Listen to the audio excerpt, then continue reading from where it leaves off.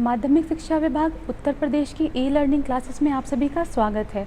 मैं जया सिंह, प्रवक्ता संस्कृत, राजकीय बालिका इंटर कॉलेज विजयनगर गाज़ियाबाद से आज आपको संस्कृत विषय पढ़ाने के लिए उपस्थित हुई हूँ। आज का हमारा विषय है महाकवि कालिदास विरचित अभिज्ञान शाकुंतलम का चतुर्थ अंक। आज इसका द्वितीय व्याख्यान है। इसके पहले वाली कक्षा में हमने जो पढ़ा है उसके कुछ महत्वपूर्ण बिंदु हैं, वो हम देख लेते हैं। अंक का आरंभ कहाँ से हुआ था?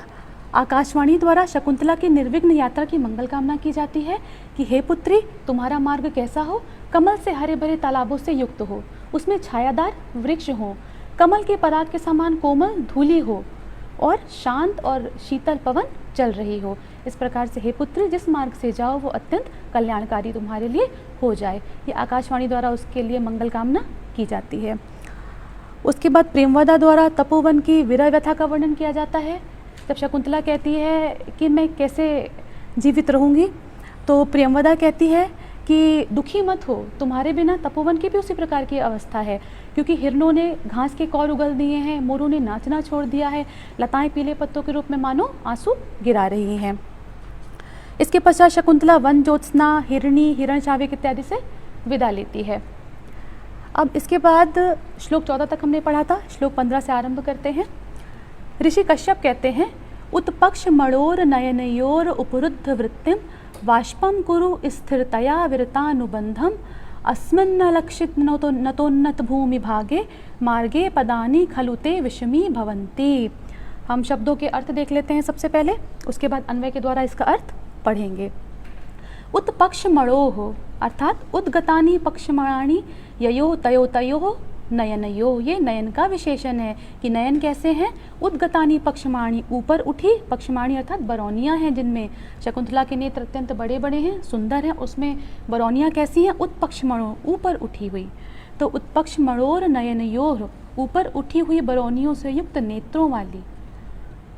उपरुद्ध वृत्तिम, उपरुद्ध उपरुद्धा वृत्ति व्यापारः येन तम, उपरुद्धा यानी रोक लिया गया है, वृत्ति अर्थात व्यापार को। कैसा व्यापार? आँख का व्यापार क्या होता है? देखना, दृष्टि। येन किसके द्वारा रोक लिया गया है? वाष्पम, आंसुओं के द्वारा। तो उत्पक्षमणोर नयनियो अर्थात ऊपर उठी बरौनियों से युक्त नेत्रों वाली, उपरुद्ध अर्थात रोक लिया गया है, वृत्ति अर्थात व्यापार को, वाष्पम आंसुओं को, स्थिरतया धैर्यपूर्वक, विरतानुबंधम कुरु रोक लो, अस्मिन इस किस मार्गे, मार्ग पर, इस मार्ग पे अलक्षित न दिखाई देने के कारण, अलक्षितः नतः उन्नतः भूम्याः भागाः, अलक्षितः नहीं दिखाई दे रहा है क्या? नतः नीचा, उन्नतः यानी ऊंचा, नीचा ऊंचा जो भूमि का भाग है वो नहीं दिखाई दे रहा है। ये किसका विशेषण है? मार्गे, मार्ग का विशेषण है। पदानी पैर, ते तुम्हारे, विषमी भवंती अर्थात लड़खड़ा रहे हैं, विषमी भवंती स्खलंती लड़खड़ा रहे हैं। तो श्लोक में अर्थ हमने देख लिया है, अन्वय के द्वारा हम अर्थ पढ़ते हैं। ऋषि कश्यप कहते हैं शकुंतला को वस्तुतः धैर्य बंधा रहे हैं। यहाँ पे वो विदा होते समय रो रही है, तो कह रहे हैं उत्पक्ष मणोह नयनयोह उपरुद्ध वृत्ति, ऊपर उठी हुई बरौनियों से युक्त नेत्रों के व्यापार को उपरुद्ध रोकने वाले, वाष्पम आंसुओं को, स्थिरतया धैर्यपूर्वक, विरतानुबंधम कुरु रोक लो। क्यों रोक लो? अलक्षित न दिखाई देने के कारण, क्या नहीं दिखाई दे रहा है? नतोन्नत भूमि भागे, ऊपर उबड़ खाबड़ धरती के न दिखाई देने के कारण, अस्मिन मार्गे इस मार्ग में, ते पदानी तुम्हारे पैर, विषमी भवंती लड़खड़ा रहे हैं। अब यहाँ आंसुओं को रोकने के लिए क्यों कह रहे हैं ऋषि काश्यप? इसलिए कि एक तो विदाई का समय है, विदाई के समय पुत्री के पैर लड़खड़ाना ये शुभ शगुन नहीं माना जाता है, और दूसरी बात वो आपन्न सत्वा अर्थात गर्भवती है, अगर उसके पैर लड़खड़ाएंगे तो कुछ अनिष्ट हो सकता है, इसलिए वो उसको धैर्य बंधा रहे हैं कि आंसुओं को रोक लो। और वो आंसुओं को क्यों रोका जा रहा है? क्योंकि आंसू दृष्टि को बाधित करते हैं। अगर आपकी आंख में आंसू होते हैं तो आपको सामने की चीज़ें स्पष्ट नहीं दिखाई देती हैं।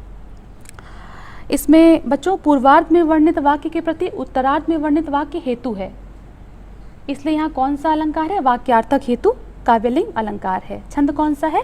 वसंत तिलका।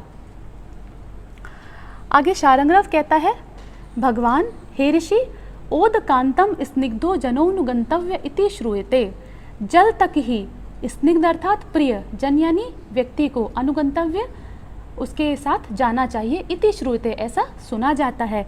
हे ऋषि, जल तक ही प्रिय व्यक्ति का अनुगमन किया जाना चाहिए, ऐसा सुना जाता है। तदिदम सरस तीरम, तो यह तालाब का किनारा आ गया है। अत्र संदिश्य प्रतिगंतुम अर्हति, अत्र अर्थात यहाँ, संदिश्य यानी संदेश देकर, प्रतिगंतुम अर्हति, आप लौट सकते हैं। ऋषि काश्यप, तेन ही माम क्षीर वृक्ष छायायाम आश्रयामः, तो हम लोग को क्षीर वृक्ष की छाया का आश्रय ले लेना चाहिए। क्षीर वृक्ष अर्थात पीपल या बरगद, वो छायादार वृक्ष पहले के समय लगाए जाते थे, तो कह रहे हैं इसलिए हमें क्षीर वृक्ष की छाया का आश्रय ले लेना चाहिए। सर्वे परिक्रम में स्थिता, सभी परिक्रमा करके स्थित हो जाते हैं, अर्थात चलने का अभिनय करके रुक जाते हैं। काश्यप आगे, आत्मगतम चिंत्यति, अपने मन में सोचते हैं, अपने मन में सोच रहे हैं इसलिए आत्मगतम। कई ऐसी बातें होती हैं जो हम किसी से स्पष्ट नहीं कहते, अपने मन में ही सोचते हैं। तो ऋषि काश्यप आत्मगतम चिंत्यति, अपने मन में सोचते हैं। अब क्या सोच रहे हैं? किम नु खलु तत्र भवतो दुष्यंतस्य युक्त रूपमस्माभि संदेष्टव्यम, दुष्यंत के अनुरूप हम लोग के द्वारा क्या संदेश दिया जाना चाहिए। अब यहाँ सोच क्यों रहे हैं? ऋषि काश्यप अत्यंत बुद्धिमान ऋषि हैं, उन्हें प्रत्येक वस्तु का ज्ञान है, किंतु वो दुष्यंत को संदेश देने से पहले क्यों सोच रहे हैं? दो बातें हैं, एक तो राजा दुष्यंत राजा हैं, दूसरी बात उनकी पुत्री के पति हैं, समादृत हैं, तो कोई भी बात वो उनसे इस प्रकार से नहीं कह सकते, इसलिए दुष्यंत के अनुरूप क्या संदेश दिया जाना चाहिए, ऐसा वो अपने मन में सोचते हैं। शकुंतला, इधर शकुंतला जनांतिकम, जनांतिक अर्थात हाथ की ओट से क्या कह रही है? हला पश्य, हे सखी देखो, नलिनी पत्रांतरितमपि सहचरम अपश्यन्त्यातुरा चक्रवा क्या टरती दुष्करमहम करोमीति।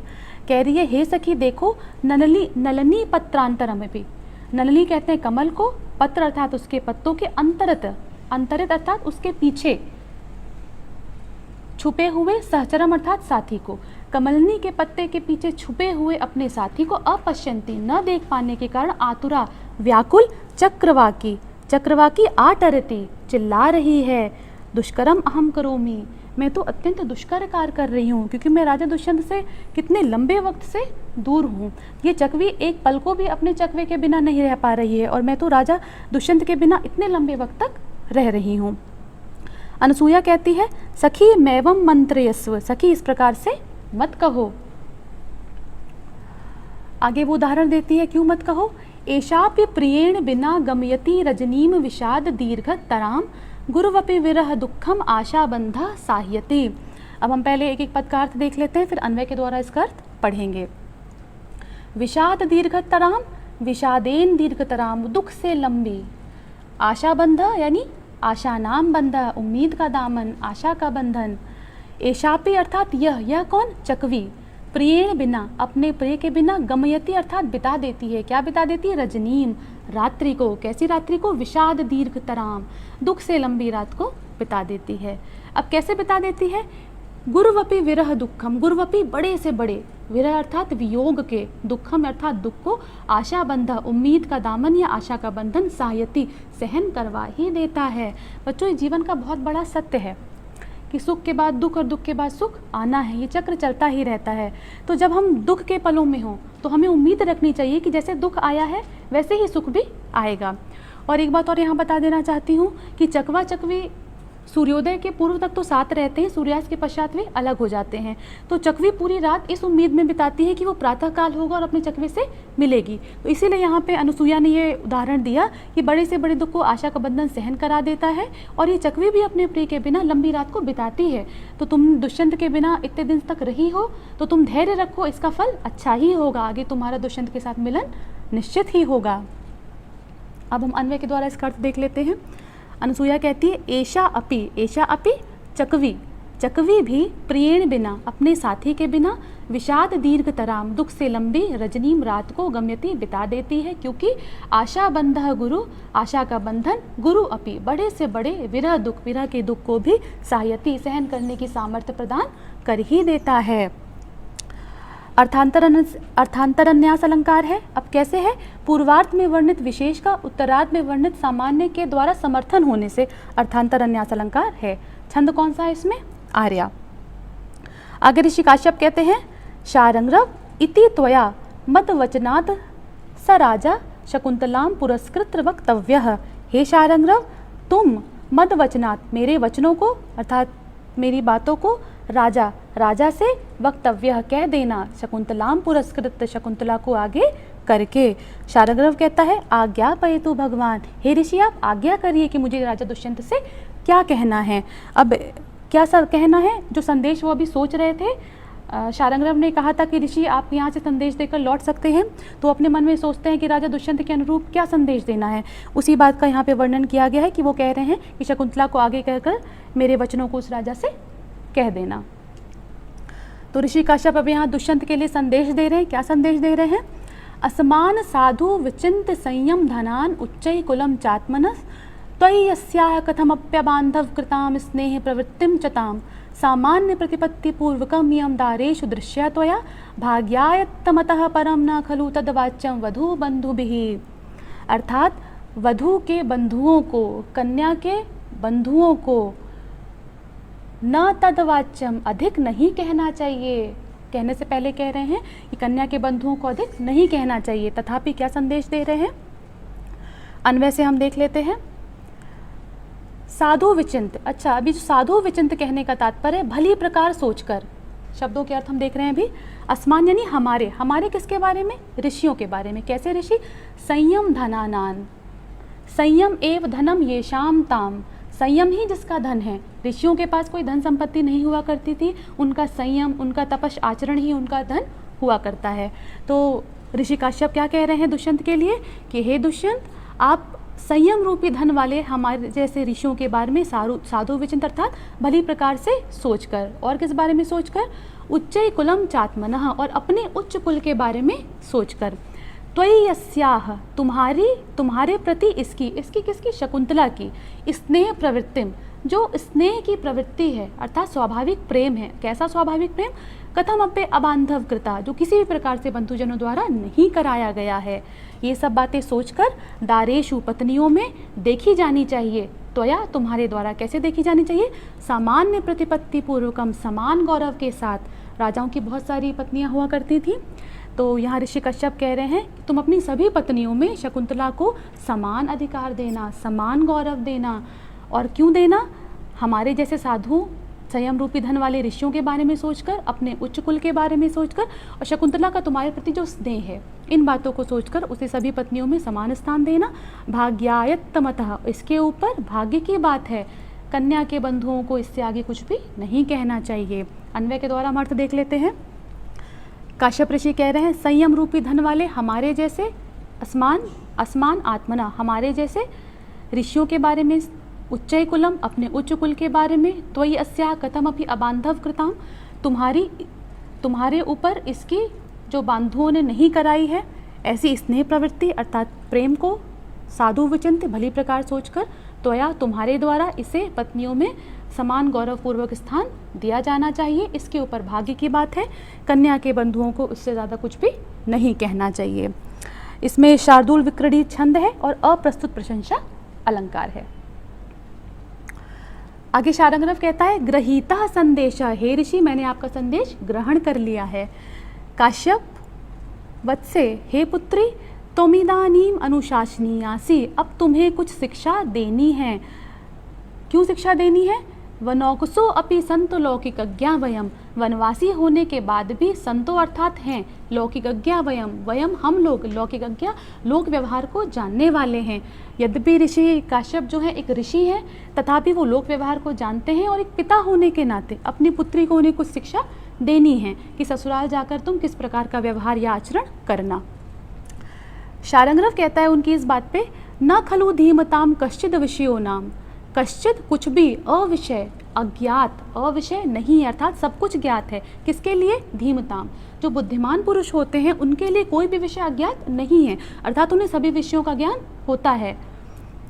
काश्यप ऋषि आगे कहते हैं स्वात्वमितः पति कुलम प्राप्य, तुम यहाँ से पति के घर जाकर सुश्रूस्व गुरून् कुरु प्रिय सखी वृत्तिम सपत्नी जने भर्तुर्विप्रकृतापि रोषणतया मां स्म प्रतीपम गमः भूयिष्ठं भव दक्षिणा परिजने भाग्येष्वनुत्सेकनी यान्त्येव गृहिणी पदम युवतयो वामाह कुलस्याधयः। शब्दों का अर्थ हम देखेंगे पहले। शुश्रूषव सेवा करना, किसकी सेवा करना? गुरुओं की सेवा करना। गुरु अर्थात जो तुम्हारे श्रेष्ठ हैं, जो तुमसे बड़े हैं, जो तुम्हारे लिए आदरणीय हैं, उनकी सेवा करना। सपत्नी जने, दुष्यंत की अन्य पत्नियों के साथ प्रिय सखी वृत्ति, प्रिय सखी जैसा व्यवहार, वृत्ति अर्थात व्यवहार करना, कुरु अर्थात करना। भर्तुः विप्रकृतापि, विप्रकृतापि अर्थात तिरस्कृत होने पर भी, विप्रकृतापि अर्थात तिरस्कृत होने पर भी, भर्तुः पति पे रोषणतया क्रोध के कारण प्रतीपम माँ गमः, उनके विपरीत मत चली जाना, कि क्रोध आ जाए तो उनके विपरीत चले जाओ, उनकी आज्ञा का उल्लंघन कर दो, ऐसा मत करना। भूयिष्ठम भव दक्षिणा परिजने, परिजन कहते हैं सेवकों को, नौकर चाकरों को। सेवकों के प्रति भूयिष्ठम पर्याप्त दक्षिणा अर्थात दयालु रहना। भाग्येष्वनुत्सेकनी, अपने भाग्य पर अहंकार मत करना। यान्त्येव गृहिणी पदम, क्योंकि युवतयः ऐसी युवतियाँ घर की लक्ष्मी कहलाती हैं, घर की लक्ष्मी का पद प्राप्त करती हैं। वामा कुलस्य आधय, और वामा इसके विपरीत कुल के लिए दुख का कारण बनती हैं। देखिए कितनी बड़ी बातें हैं जो ऋषि अपनी पुत्री को समझा रहे हैं। यद्यपि वो ऋषि हैं किंतु सामाजिक जीवन की इन बातों को वो कितने अच्छे से समझते हैं। अन्वय के द्वारा इसका हम अर्थ देख लेते हैं। ऋषि कश्यप अपनी पुत्री को शिक्षा दे रहे हैं कि पति घर जाकर तुम कैसे व्यवहार करना। गुरुन शुश्रूष, अपने गुरुओं की सेवा करना, गुरुजनों अर्थात अपने से जो श्रेष्ठ हैं, जो बड़े हैं, उनकी सेवा करना। दुष्यंत की अन्य पत्नियों के साथ प्रिय सखी जैसा व्यवहार करना। तिरस्कार होने पर भी, विप्रकृतापि तिरस्कार होने पर भी क्रोध के कारण पति के विपरीत मत जाना। परिजने भूयिष्ठम दक्षिणा भव, अपने सेवकों पर पर्याप्त दयालु रहना। भाग्येषु अनुत्सेकनी, अपने भाग्य पर घमंड मत करना, क्योंकि एवं युवतियाँ, इस प्रकार की स्त्रियां गृहिणी पदम यान्ति, घर की लक्ष्मी कहलाती हैं। वामा कुलस्य आधया भवन्ति, और इसके विपरीत कुल के लिए दुख का कारण होती हैं। इसमें छंद कौन सा है बच्चों? शार्दूल विक्रीडित। अलंकार कौन सा है? सपत्नी जने प्रिय सखी वृत्ति कुरु में निदर्शना अलंकार है, क्योंकि यहाँ सपत्नी जनों के प्रति प्रिय सखी के समान व्यवहार करने को कहा गया, इसलिए कौन सा अलंकार है? निदर्शना अलंकार है। यान्त्येव गृहिणी पदम युवतयः, इस चतुर्थ चरण में वर्णित सामान्य से प्रथम 3 चरणों में वर्णित विशेष का समर्थन किया गया, इसीलिए कौन सा अलंकार है? अर्थांतरन्यास अलंकार है। आगे कहते हैं ऋषि, कथम वा गौतमी मन्यन्ते, अथवा गौतमी आपका क्या मानना है, इस विषय में आप क्या सोचती हैं? ऋषि एक पुरुष हैं, अपने अनुरूप उन्होंने जो शिक्षा देनी थी अपनी पुत्री को वो दे दी है। ऋषि गौतमी स्त्री हैं, तो हो सकता है कुछ स्त्रियोचित शिक्षा देनी रह गई हो, जो बाकी हो, तो वो कहते हैं अथवा गौतमी आपका क्या मानना है, या आप बताइए कुछ और भी शिक्षा देनी है।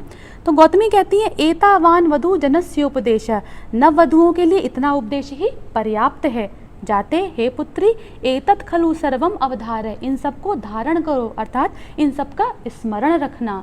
बच्चों 4 श्लोक आपने आज इस द्वितीय व्याख्यान में देखे, उनसे संबंधित प्रश्नों के विषय में आज हम यहाँ पे चर्चा कर लेते हैं। पूर्व व्याख्यान में भी मैंने इन प्रश्नों को आपको बताया था कि अभिज्ञान शाकुंतलम के चतुर्थ अंक से किस प्रकार के प्रश्न पूछे जाते हैं। 4 प्रकार के प्रश्न पूछे जाते हैं। पहला, श्लोक अथवा गद्य खंड की ससंदर्भ व्याख्या। तो पूर्व व्याख्यान में आपने 4 श्लोक पढ़े थे और इस द्वितीय व्याख्यान में भी आपने 4 श्लोकों को पढ़ा, अर्थात कुल आपने 8 श्लोकों का अध्ययन कर लिया है। अथवा गद्य खंड, गद्य खंड अर्थात जो कश्यप ऋषि की उक्ति है या शकुंतला की उक्ति है या गौतमी की उक्ति है, उसे गद्य खंड के अंतर्गत आपने देख लिया है। तो श्लोक अथवा गद्य खंड की आपको ससंदर्भ व्याख्या करना है। मैंने बताया हुआ संदर्भ क्या है। संदर्भ आप लिखेंगे कि प्रस्तुत श्लोक अथवा गद्य खंड महाकवि कालिदास विरचित अभिज्ञान शाकुंतलम के चतुर्थ अंक से लिया गया है। फिर आप बताएंगे प्रसंग के रूप में किसमें शकुंतला की विदाई का वर्णन है। उसके पश्चात जो भी श्लोक या गद्य खंड आया है उसकी व्याख्या करेंगे। उसके पश्चात उसके काव्य सौंदर्य के तत्वों का वर्णन करेंगे। काव्य सौंदर्य में क्या रस है, क्या छंद है और क्या अलंकार है, यह बताएंगे। अथवा कोई विशेष बात कही गई हो उस श्लोक या गद्य खंड में, वो भी आप वहाँ पे वर्णन करेंगे। इसके पश्चात आता है किसी एक सूक्ति की ससंदर्भ व्याख्या कीजिए। तो सूक्तियाँ आपने ये जो 4 श्लोक अभी पढ़े उनसे संबंधित कुछ महत्वपूर्ण सूक्तियों को मैंने यहाँ पे दिया है, आप इनको देख लीजिए। ये सूक्तियाँ क्या क्या है? गुर्वपि विरह दुखम आशा बंध साह्यति, बड़े से बड़े विरह दुख को आशा का बंधन सहन करा ही देता है। ये किसकी उक्ति है? अनसूया की उक्ति है।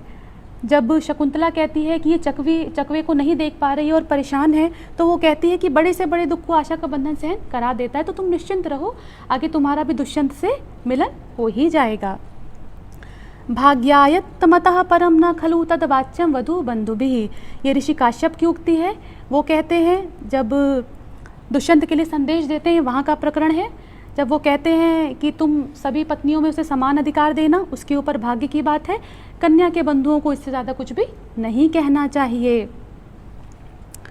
आगे न खलु धीमताम कश्चिद विषयो नाम, ये शारंगरव की उक्ति है। वो कहता है कि जो धीमताम हैं, जो बुद्धिमान पुरुष हैं, उनके लिए कोई भी विषय अविषय अर्थात अज्ञात नहीं है, उन्हें सब चीज़ ज्ञात है। और वो किस बात पे कहता है? जब ऋषि काश्यप कहते हैं वनौकसो अपि संतो लौकिक अज्ञा वयम, वनवासी होते हुए भी हम लोग व्यवहार को जानते हैं। तो वो ऋषि हैं, वो अत्यंत ज्ञानी हैं, वो तपस आचरण के अतिरिक्त लोक व्यवहार को भी जानने वाले हैं, इसलिए वो कहते हैं कि हम लोक व्यवहार को जानने वाले हैं, तुम्हें कुछ शिक्षा और संदेश देना चाहते हैं। तो इसी पे कहता है शारंगरव कि बुद्धिमान पुरुषों के लिए कोई भी विषय ज्ञात नहीं होता है। अगला ये शकुंतला को जब शिक्षा देते हैं उस समय का प्रकरण है, यान्त्येव गृहिणी पदम वामा कुलस्य आद्या। अच्छा बच्चों, ये जो सूक्ति है ये दो तरीके से पूछी जाती है, या तो ये वाली पंक्ति पूरी पूछ ली जाएगी अथवा सिर्फ इतना भी पूछा जा सकता है वामाह कुलस्य आद्या, अर्थात वामा इसके विपरीत कुलस्य आद्या, कुल के लिए दुख का कारण होती हैं।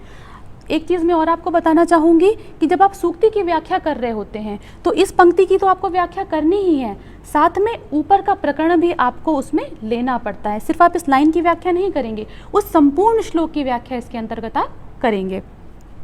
तो आपने ये महत्वपूर्ण सूक्तियाँ ये आपने देख ली हैं। अब बहुविकल्पीय प्रश्न मैंने पिछले व्याख्यान में भी आपको बताए हैं, जो महत्वपूर्ण प्रश्न थे। इन 4 श्लोकों से संबंधित ये कुछ महत्वपूर्ण प्रश्न बन रहे हैं। अच्छा, पिछले वाले व्याख्यान में मैंने आपको सूचनात्मक प्रश्न बताए थे कि अभिज्ञान शाकुंतल में कौन सा रस है, या शकुंतला की माता का नाम क्या है, शकुंतला के पिता का नाम क्या है, उसका पालन किसने किया था, शकुंतला को शाप किस ऋषि ने दिया था, इत्यादि प्रश्न आपको वहाँ पे मैंने बताए थे। अब इस प्रकार के प्रश्न भी पूछे जाते हैं। ये प्रश्न कैसे हैं कि कोई कथन दे दिया गया और पूछा जाएगा कस्य उक्ति, ये किसका कथन है, इति वचनम आह, इन वचनों को किसने कहा है। ठीक है, तो हम इस तरह के प्रश्नों को भी देख लेते हैं। जैसे आपसे पूछ लिया गया न खलु धीमताम कश्चिद विषयो नाम, ये किसकी उक्ति है? तो आपने पढ़ा है ये शारंगरव ने कहा था ऋषि काश्यप से कि ऋषियों के लिए कोई भी विषय, बुद्धिमान पुरुषों के लिए कोई भी विषय ज्ञात नहीं है। शारंगरव की उक्ति है ये। गुर्वपि विरह दुखम आशाबंध सायति, ये किसकी उक्ति है या किसके वचन है? अनुसूया कहती है शकुंतला से कि बड़े से बड़े ये दुख को आशा का बंधन सहन करा देता है। वनौकसो अपि संतो लौकिक अज्ञा वयम, वनवास में रहने के पश्चात भी हम लोग लोक व्यवहार जानते हैं, ये किसकी उक्ति है? ऋषि काश्यप की है। ओदकांतम स्निग्धो जनोनुगंतव्यः, जल तक ही प्रियजन का अनुगमन किया जाना चाहिए, ये किसने कहा था? शारंगरव ने कहा था। शकुंतला कस्य ऋषेः आश्रमे नियवसत, शकुंतला किस ऋषि के आश्रम में रहती है? कण्व ऋषि के आश्रम में रहती है, आपने देखा है। शकुंतला अनन्य मनसा कम विचिंत्यन्ती आसीत, शकुंतला अनन्य मन से किसके बारे में सोच रही थी? ये जब मैंने पहला व्याख्यान पढ़ाया था तब आपको बताया था कि वो दुष्यंत के बारे में सोचती हुई कुटिया में बैठी थी, तभी दुर्वासा ऋषि का प्रवेश होता है और वो जब सत्कार नहीं पाते शकुंतला से तो शाप दे देते हैं। तो किसके बारे में सोच रही थी? दुष्यंत के बारे में सोच रही थी। अब तीसरा प्रश्न बनता है बच्चों कवि अथवा काव्य से संबंधित प्रश्न। कवि से संबंधित प्रश्न कौन कौन से होते हैं? कालिदास का जीवन परिचय, रचनाएं एवं भाषा शैली। काव्य से संबंधित प्रश्न कौन से होते हैं? नाट्यकला, प्रकृति चित्रण एवं पात्रों का चरित्र चित्रण। कवि से संबंधित प्रश्नों में हमने कालिदास का जीवन परिचय, रचनाएं और भाषा शैली पिछले व्याख्यान में देख लिया है। आज के व्याख्यान में हम नाट्यकला और प्रकृति चित्रण देखेंगे। तदंतर जो तीसरा व्याख्यान और अंतिम व्याख्यान होगा उसमें पात्रों का चरित्र चित्रण पढ़ेंगे। तो कालिदास की नाट्यकला। अच्छा, नाट्यकला की समीक्षा की जाती है। नाट्यकला की समीक्षा मैंने बताया था कि उसके तत्व क्या क्या होते हैं? घटना, पात्र, संवाद, रस निरूपण इत्यादि। तो 3 मुख्य बिंदुओं के अंतर्गत नाट्यकला की समीक्षा की जाती है, वस्तु, नेता और रस। वस्तु कहते हैं कथा वस्तु को, जो उसका कथानक है, उसमें किस प्रकार की कथा वर्णित है, और जो कथा वर्णित है उसके जो जो भी मुख्य मुख्य बिंदु आए हैं वो आपस में अंतर संबंधित हैं अथवा नहीं, यानी घटनाएं जो हैं वो आपस में संबंधित हैं अथवा नहीं, उसे घटना संयोजन कथा वस्तु के अंतर्गत ही वो आता है। दूसरा वस्तु नेता, दूसरा है नेता, नेता अर्थात पात्र। उसमें जिन पात्रों का चयन है, जैसे अभिज्ञान शाकुंतलम नाटक हम पढ़ रहे हैं तो उसमें जो पात्र आए हैं वो कथानक के अनुरूप हैं अथवा नहीं, इस बात का नाट्यकला के अंदर हम अध्ययन करते हैं। तीसरा आता है रस निरूपण।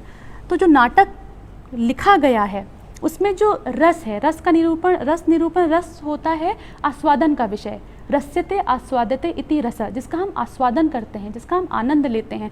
नाटक लिखा गया है, नाटक का मंचन हो रहा है, देखने वाले को उसमें आनंद ही ना आए तो रसाभिव्यक्ति सफल नहीं मानी जाती है। नाटक में हास्य का प्रकरण चल रहा है, आपको देख के हंसी आ जाए तो नाटक सफल है। नाटक में करुण का वर्णन चल रहा है, आपकी आंखों में आंसू आ जाए तो नाटक सफल माना जाता है।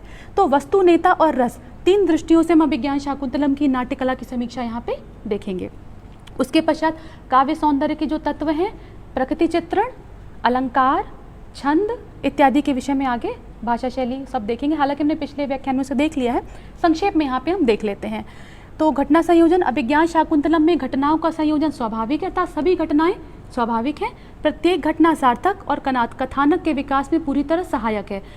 कौन कौन सी घटनाएं हैं वो? राजा दुष्यंत, राजा का शकुंतला से गंधर्व विवाह करना, दुर्वासा का श्राप देना, दुष्यंत का अपने नाम की अंगूठी शकुंतला को देना और अंगूठी के दर्शन से शाप मुक्ति। सारी घटनाएं आपस में एक दूसरे से जुड़ी हुई हैं। किसी एक भी घटना को अगर हटा दिया जाए तो नाट्यकला में जो रस है उसका आनंद हम नहीं ले पाएंगे। इसलिए घटना संयोजन की दृष्टि से नाटक अद्भुत है।